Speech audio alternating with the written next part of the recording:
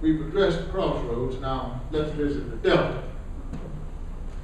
The 1998 Lower Mississippi Delta Region Heritage Study done by the Secretary of Interior for the United States of America reports that the Lower Mississippi Delta is a vast and vital part of the American landscape.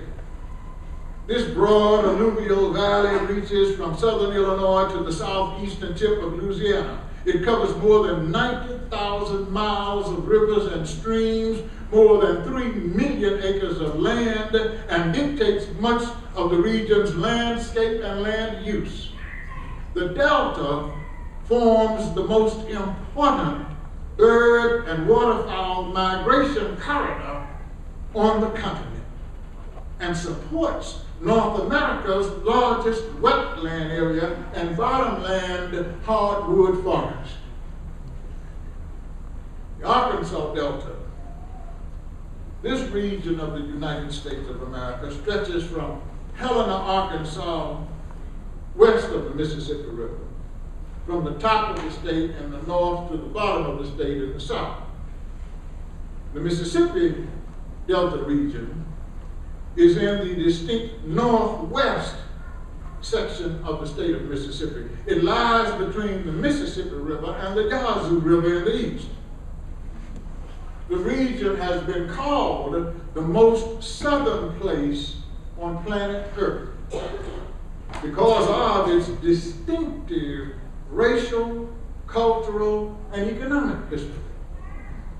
The Arkansas-Mississippi Delta stretches from Helena, Arkansas, over the Mississippi River to the Yazoo River in the eastern part of Mississippi, to Memphis, Tennessee in the north, and Vicksburg, Mississippi in the south.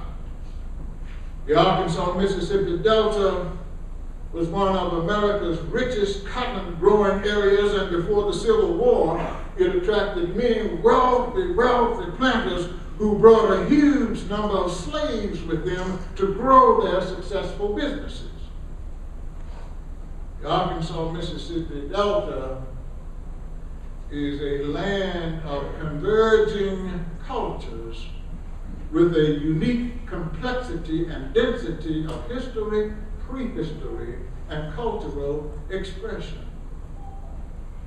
Over the centuries, American Indians, French, Arab, Spanish, African, German, English, Irish, Scots-Irish, Jewish, Italian, Chinese, Mexican, and Southeast Asian peoples have established and maintained their distinctive ethnic identities in the Delta. Often these cultures intermingle to form discrete new cultural elements found only in the Delta.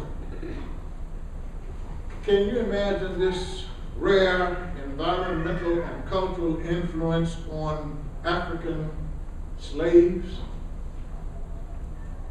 These human beings were highly refined men brought to America from the ancient high cultures of Africa and reduced to slaves. They were prevented from gathering, sharing, and talking with each other. Thus, singing became their way of talking. Originally, their singing was called slave music, which was the way slaves secretly communicated with each other as they worked in the cotton fields and the tobacco fields and fulfilled the demands of their American slave masters. The music from its origin, designed as a sophisticated communication tool, very sophisticated. Eventually, when slaves were allowed to gather in the churches, this form of communication was called spiritual music.